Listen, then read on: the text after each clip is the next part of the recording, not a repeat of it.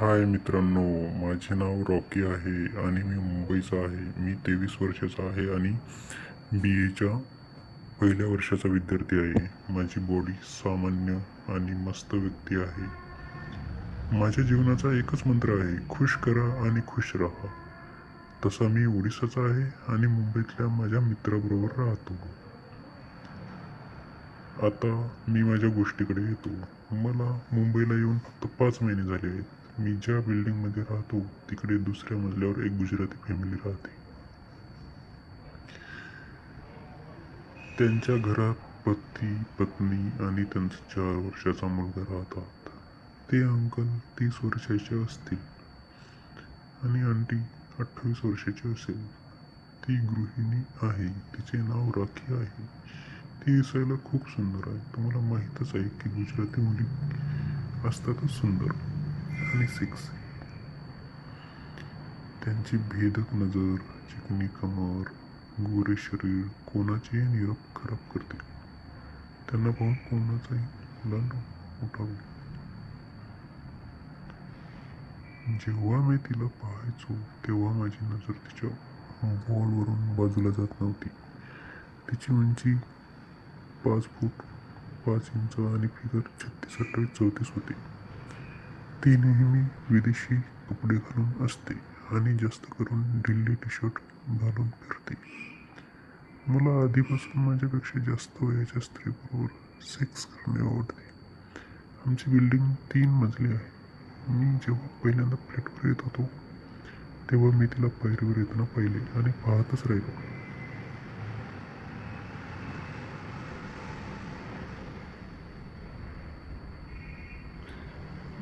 मी तिला 5 सेकंद प्रेमाने पाहतच राहिलो आणि हे तिने नोटीस केले, पण ती काही बोलली नाही. तिला बहुतेक माझे पाहणे आवडले असेल. पुढच्या दिवसापासून रोज मी जेव्हा कॉलेजसाठी निघायचो तेव्हा ती त्याच्या मुलाला घेऊन स्कूल व्हॅनची वाट पाहत राहायची आणि संध्याकाळ तिच्या मुलाला घेऊन खेळायला घेऊन यायची. मग काय होते, मला रोज आंटीचे दर्शन व्हायचे. मी रोज सकाळ संध्याकाळी तिला प्रेमाने पाहत राहायची. ही गोष्ट तिला पण माहिती होती की मी तिला रोज पाहतो.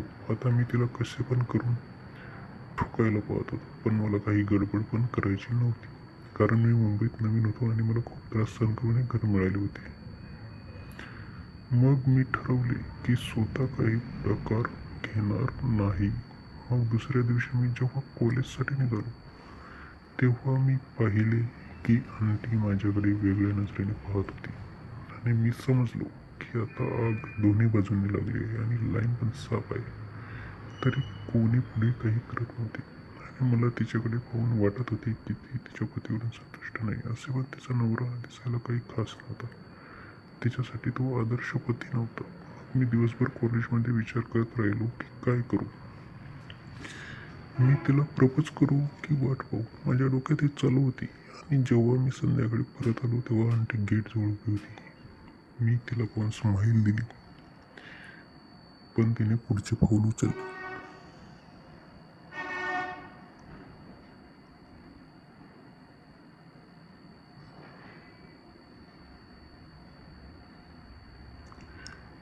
मग जसा मी तिच्या जवळून गेलो तेव्हा ती मला हाय म्हणाली आणि मी पण हाय म्हणालो.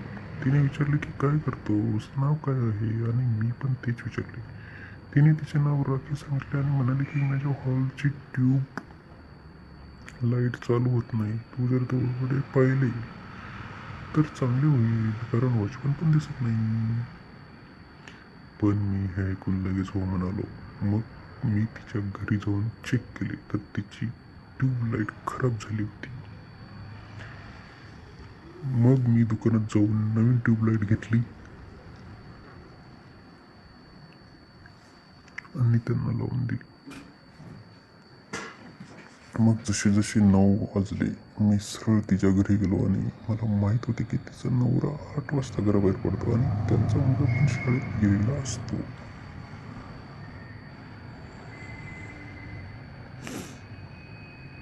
मग मी डोर बेल वाजवली आणि त्यांनी दरवाजा उघडला आणि म्हणाली की लवकर आत ये, नाहीतर कोणीतरी पाहिल. हे ऐकून माझी उत्तेजना आणखी वाढली. तिने त्यावेळी नाईटी घातली होती. मग ते मला ज्यूस प्यायला दिले. मग ज्यूस पिल्यावर मी तिला मुद्दाम विचारलं की मला असे अचानक एवढ्या सकाळी का बोलवले तुम्ही आंटी, अशी कोणशी गोष्ट आहे? तर ती म्हणाली जास्त शहाणपणा करू नकोस आणि तुला पण माहीतच आहे की इथे कशासाठी आलेलं आहेस. एवढे बोलून ती लाजली आणि रूममध्ये निघून गेली. एवढे ऐकून माझा टॉवर सिग्नल देऊ लागला. मग मी पण रूमकडे गेलो आणि तिला हक केले. वाव, काय मस्त वेळ होती ती.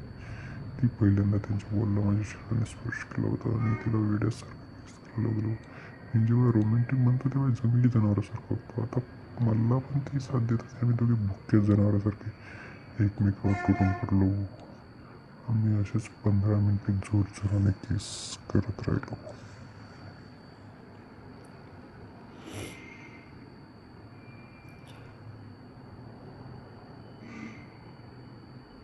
मग मी माझा हात तिच्या नाईटीमध्ये टाकला आणि तिचे बोल दाबायला सुरुवात केली.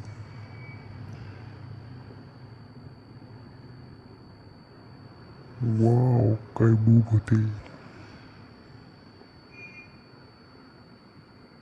तिथे मला खूप मजा येत होती. मग मी हळूहळू तिची नाईटी काढून टाकली आणि ती फक्त लाल रंगाची ब्रा आणि पेंटी घालून काय जबरदस्त दिसत होती.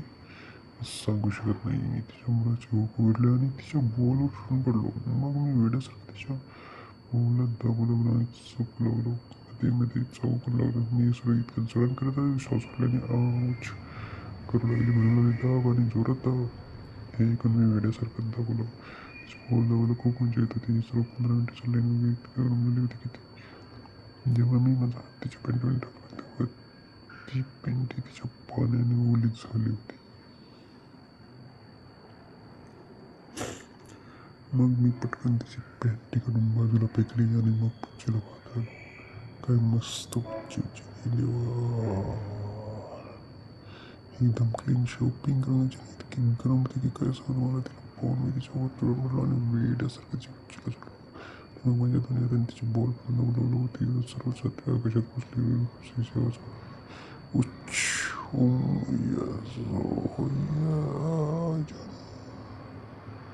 मग मी तिची खूप वेळपर्यंत माझ्या जिभेने जवळजवळ केली आणि मग काही आम्ही दोघी 69मध्ये येऊन दोघांची तार मागवली. मग मी तिच्या पुढच्या दाण्याला जिभेने चढवू लागलो. ती माझी डोकी पकडून चिडवू लागली. जणू पहिल्यांदा कोणी तिची पुढची चाटत होते. ती ओरडते ओ यस आणि मी पूर्ण आयुष्यात तिची पुढची चाटत होतो. तिने अचानक माझे डोके जोरात दाबले आणि सर्व रस सुटला आणि मी परत येऊन गेलो आणि परत तिला किस करू लागलो.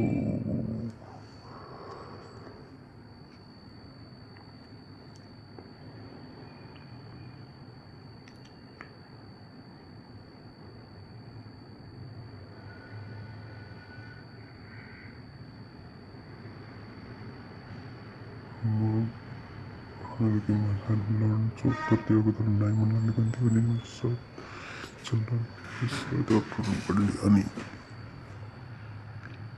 पॉवर स्टारसारखी त्याला लॉलीपॉप समजून चोकलवली आणि जशी तिने मला वाटत होती की अक्षय थोडी समजत नव्हती की काय होत आहे. पण मला दिव्य आनंद होत होता. मित्रांनो, जी मजा मित्रांना चोकून घेण्यात ती मला तिची ठोकण्यात नाही. ती 10 मिनिटे मला कंट्रोल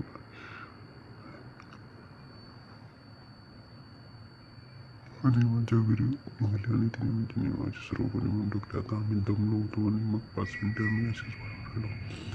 मग तिने परत चोकायला सुरुवात केली आणि तो ताटून मी तिच्या ताटून करून 10 मिनिटं तिला कंट्रोल अवघड जावं लागले आणि मी आता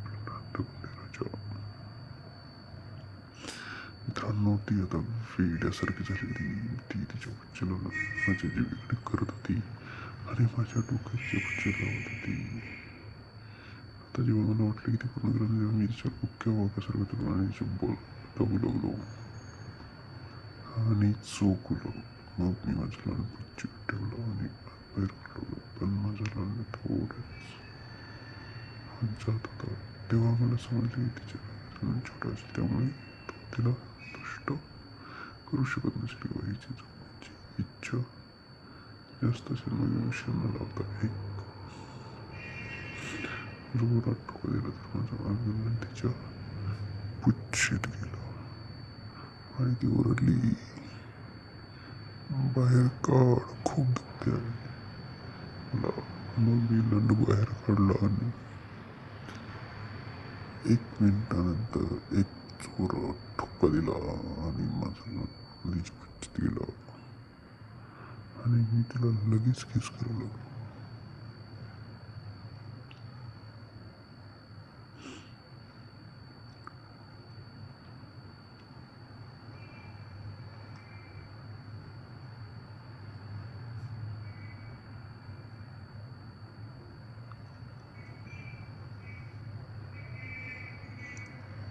जेणेकरून तिचा आवाज बाहेर येणार नाही, कारण मला माहीत होते की ओरडणार आहे. मग तिच्या डोळ्यात हसू लागले. मग काही वेळ मी शांत राहिलो. तिला खूप दुखत होते तेव्हा ती डोळ्याचं उघडला नाही. ती 5 मिनिट पाणी झालं आणि त्यांचं विधान मला ते मला व्यवस्थित टोकत नाही आणि मला कधी स्पष्ट करत नाही. ती रात्री दमली असतो त्यामुळे मला साथ पण लावत नाही. 3 महिन्यात कशी तरी किंवा 2 वेळा मी जवळ सगळ्यात मग मी तिला म्हणालो की आता टेन्शन घेऊ नका. जोपर्यंत मी इथे आहे तेव्हा तुझी इच्छा होईल तेव्हा मी तुम्हाला शिक्षित होते.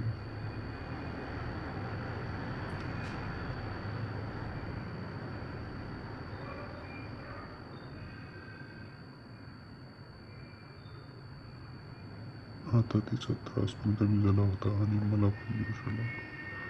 मग मी तिची पायवाली करण्यात आणि त्या ठोके दिला होता.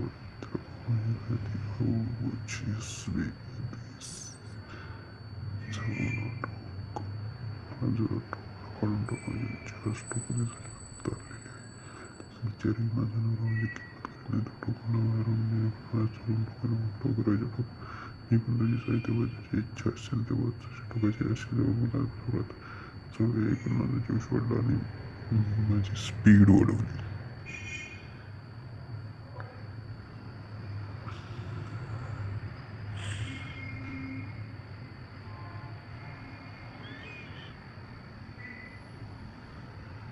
मग 5 मिनिटांनी मी तिला डायनिंग टेबलवर असे सेट केले की तिचे शरीर टेबलवर अडवते आणि पाय जमिनीवर होते. मग मी तिला त्या जनावराचं ठोकलं आणि तिला ठोक आणि जोरात टोकण्यात राहिली. मग 10 मिनिटे माझ्या वेळेने तिला सांगितलं की माझी निघणार आहे. तर ती म्हणाली आताच टाकून दे. मग माझी वेळ आताच टाकून दिले.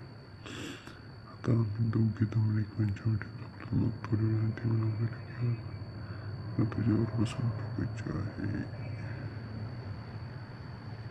मग मी झोपलो आणि ती माझ्यावर चढून बसली आणि तिने माझा लांडा आणि तिच्या पिच्चीत थोडं घातलं आणि त्यावर उड्या मारू लागली. मी माझे हात धरून तिचे बॉल होता बोलवला आणि मला लावण्याचा इशारा केला. येत राहण्या पोझिशनमध्ये आणि तुम्ही पण त्या पोझिशनमध्ये आनंदी जर पोझिशनमध्ये जास्त गोल टेकते आणि त्याला श्रद्धा आमटी माझ्या उड्या मारत राहिली आणि ती माझ्या चोराला सुटला आणि जाऊन माझ्यावर करू लागली. मित्रांनो या पोझिशनमध्ये मला खूप मजा येते आणि तुम्ही पण या पोझिशनचा आनंद जरूर घ्या. या पोझिशनमध्ये पुरुषाची वेळी जास्त वेळ टिकते आणि स्त्रीला पण खूप आनंद. ती श्रद्धा माझ्या रोड्यावर आणि तिने माझ्या चोराला सुटला आणि त्यानं माझ्यावर किस करू लागली. मग आम्ही एकमेकाला वेगवेगळ्या पोझिशनमध्ये ठोकल्या. मग काही दिवसांनी तिच्या नवऱ्याची ट्रान्सफर गुजरातला झाली. ते सर्व तिकडे गेले. मी त्या अंडीला कधीच